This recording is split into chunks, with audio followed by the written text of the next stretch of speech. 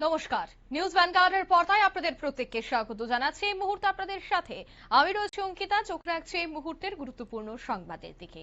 আজ মনসা পুজো, আর এই মনসা পুজোতে সকাল থেকে আকাশের মুখ ভার এবং এখন থেকে শুরু হয়ে গেছে ঝিরঝিরে বৃষ্টি। আর বৃষ্টির মধ্যেই পুজো কেমন কাটতে চলেছে, দুর্যোগপূর্ণ আবহাওয়ার মধ্যে কি আজকের পুজোটা কাটবে, বিস্তারিত সে বিষয়ে জানবো।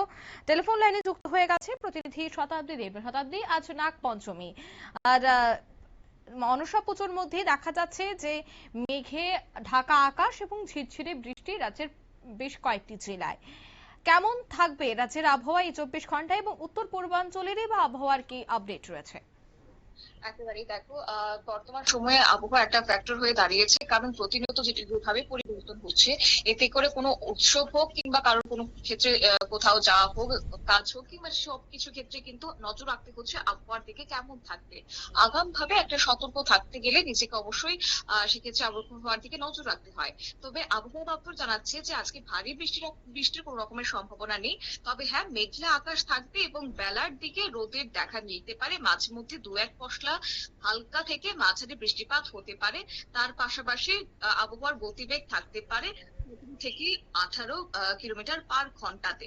অন্যদিকে দেশ জুড়ে মৌসুমী অক্ষরেখা সক্রিয় থাকার কারণে ভারত জুড়ে জোড়া ঘূর্ণাবর্তের একটা পরিস্থিতি লক্ষ্য করা যাচ্ছে এবং উত্তর বঙ্গোপসাগর বর্তমানে যথেষ্ট উত্তাল রয়েছে। সেখানে 45 থেকে 55 কিলোমিটার গতিবেগে কিন্তু আবহাওয়া তোমার বাতাসও বইছে। তার কারণে পশ্চিমবঙ্গ ওড়িশার মৎস্যজীবীদের আজও সেখানে সমুদ্র যেতে সতর্কবাণী দিয়ে দেওয়া হয়েছে, নিষেধাজ্ঞা দিয়ে দেওয়া হয়েছে। অন্যদিকে তোমার এই পর্যন্ত যে খবর আবহাওয়া দপ্তর সূত্রে, নিম্নচাপটি বর্তমানে 10 কিলোমিটার গতিবেগে পশ্চিম ও উত্তর পশ্চিম দিকে এগোচ্ছে। আগামী 24 ঘন্টার মধ্যে এটি ঝাড়খণ্ডের পশ্চিম এবং উত্তর পশ্চিম দিকে সরে সেটা বিহারের দিকে প্রবেশ করবে। নিম্নচাপের মূল প্রভাব যদিও তোমার পূর্ব মধ্য ভারতের দিকে থাকলেও এর প্রভাবে বর্ষা সক্রিয়তা কিন্তু বজায় থাকতে পারে উত্তর পূর্বের ভারতের ক্ষেত্রে। আর সেই প্রভাব পড়তে পারে ত্রিপুরার আবহাওয়াতেও। বর্তমানে আগরতলাতে তাপমাত্রা প্রায় 30 থেকে 32 ডিগ্রি সেলসিয়াসের মধ্যে রয়েছে। আর তার সঙ্গে বাতাসে জলীয় বাষ্পের পরিমাণ বেশি থাকাতে একটা ভ্যাপসা গরম অনুভূত হচ্ছে। দিনের বেলাতে গরম সঙ্গে অস্বস্তিকর পরিবেশ থাকলেও আগামী কয়েকদিন আবহাওয়ার এই চিত্র পরিবর্তন আসার একটা সম্ভাবনা রয়েছে। ত্রিপুরার বিভিন্ন জেলাতে হালকা থেকে মাঝারি বৃষ্টিপাত হতে পারে, সঙ্গে থাকবে বজ্রবিদ্যুতের সম্ভাবনা। কোথাও কোথাও ভারী বৃষ্টি লক্ষ্য করা যেতে পারে, বৃষ্টির তীব্রতাটা বাড়তে পারে।